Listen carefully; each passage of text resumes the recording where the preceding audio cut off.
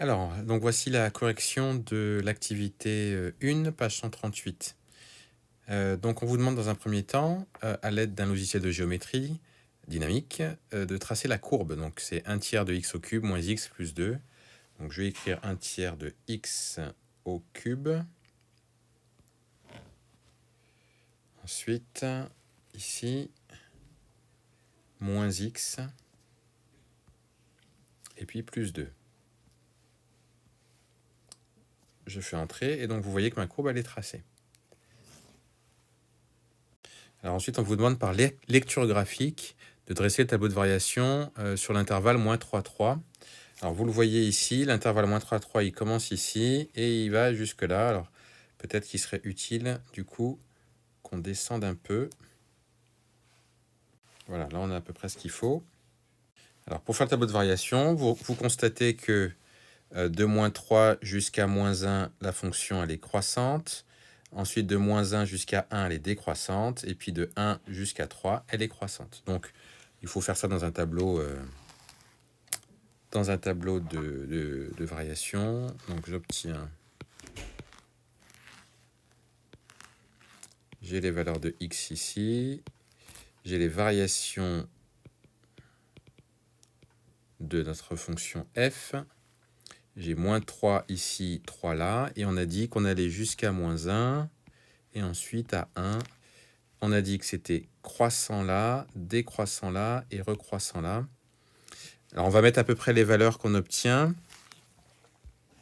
Donc, par exemple, en moins 3, on est ici et on obtient moins 4. Donc, on va pouvoir l'écrire ça. Donc, en moins 3, j'ai moins 4 ici. En moins 1, il est là. J'obtiens, bien qu'on va de 0,20 en 0,20, puisqu'il y a 5 graduations. Donc, ça veut dire que ça fait 0, 2, 4, 6. Donc, 2,6. On arrive à 2,6. Donc, je vais écrire du coup 2,6 ici. Ensuite, au niveau de 1, vous regardez, hein, on est à 1,4. Et puis, au niveau de 3, on va dire qu'on sera à 8. Donc, je vais réécrire du coup ici 1,4 et 8 là. Donc, voilà pour le tableau de variation. Alors ensuite, question suivante, on vous demande de créer un curseur compris entre moins 3 et 3 avec un pas de 0,1. On va faire ça tout de suite. Donc en gros, il faut regarder ici, là c'est ça le curseur, slider. Et puis on crée donc notre curseur. Alors c'est comme ça, je crois. Voilà. Tac, on appuie là. Et là, ils vous disent d'aller de moins 3 à 3. Voilà. OK. Donc là, si on fait bouger notre curseur, voilà, on va bien de moins 3 jusqu'à 3. Une fois qu'on a créé notre curseur, ah oui, il fallait qu'il y ait un pas de 0,1. Je crois que j'ai oublié de le faire, celui-ci. Donc il faut marquer. Alors on va ici. Oula, il ne fait pas ce que je veux là. Settings. Voilà. Vous vérifiez que incrément, il est bien à 0,1, ce qui vous permet d'avoir un pas de 0,1.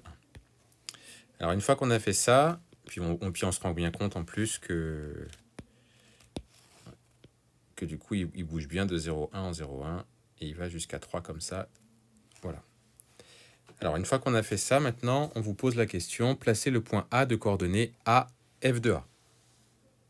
Donc on écrit, donc vous voyez ici, on écrit A, virgule F de A. Et donc, il nous place le point que l'on cherche. Alors donc, tac. Là, vous voyez, il l'a placé. Et si je bouge mon curseur, eh bien mon A, il bouge aussi. D'accord? Voilà. Alors maintenant, ils veulent qu'on trace la tangente. Donc là, on va aller ici. Vous avez une fonction tangente. Alors, qui se trouve...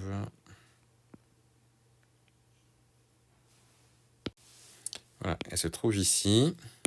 juste là, là. Et donc, ça me donne... Alors, il demande la tangente au point d'abscisse A, donc je mets ici ma tangente. Alors, je crois que ça doit être ça. Hein. Non, je n'ai peut-être pas bien appuyé dessus. Mon point et ma droite. Voilà. Voilà donc pour la tangente. Ensuite, on vous demande de faire afficher son équation réduite dans la fenêtre. Donc, je retourne ici. Et vous voyez que l'équation réduite de la tangente, c'est y est égal à 8x plus 20.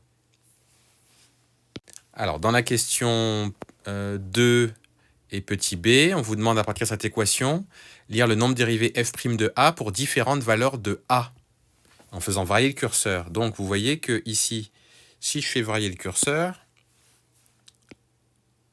non, c'est pas ça. Voilà, non, c'est pas ça non plus, excusez-moi. Voilà. Qu'est-ce qui se passe? Vous voyez que le coefficient directeur, qui est ici, hein, c'est ça le nombre dérivé. Le coefficient directeur va évoluer. Vous notez qu'il évolue comme ça, là. La tangente, elle est comme ça. Donc là, vous pouvez prendre plusieurs valeurs et vous notez en tout cas que tant que la tangente, elle entre guillemets, elle monte, vous notez que le coefficient directeur, il est toujours positif, puisque là, on a 1,25, ici, on a 0,44, ici, on a 0,21, donc c'est positif. Par contre, regardez ce qui se passe quand on continue. Alors, quand c'est complètement parallèle à l'axe des abscisses, le coefficient directeur, cette fois-ci, il est égal à combien? Si vous regardez, y est égal à 2,67. Ça veut dire en fait que le coefficient directeur, il est nul, égal à 0. Et puis, si vous continuez encore, là, la droite, entre guillemets, descend. Et là, vous vous rendez compte que le coefficient directeur, il devient négatif. Il est tout le temps négatif ici, sauf quand la droite, elle monte. D'accord? Donc, quand la fonction, en gros, on a quand même le sentiment, du coup, que, sachant que le coefficient directeur, ça représente le nombre dérivé, mais on note une chose, c'est que lorsque notre fonction, elle est croissante, notre nombre dérivé, il est positif. Quand notre fonction elle est décroissante, notre nombre dérivé est négatif. Et quand on revient là à croissante, notre nombre dérivé, il est positif. Donc en fait, c'est ce qu'il fallait remarquer. Le nombre dérivé, ou la dérivée tout simplement, elle vous donne une indication sur les variations de la fonction. Donc nous, on verra par la suite que lorsque notre dérivée elle est positive, on pourra dire que la fonction est croissante. Quand la dérivée elle est négative, la fonction sera décroissante. Et c'est grâce à ça qu'on arrivera à déterminer les variations d'une fonction, en calculant la dérivée, en trouvant son signe, et on en déduira les variations de la fonction. Voilà.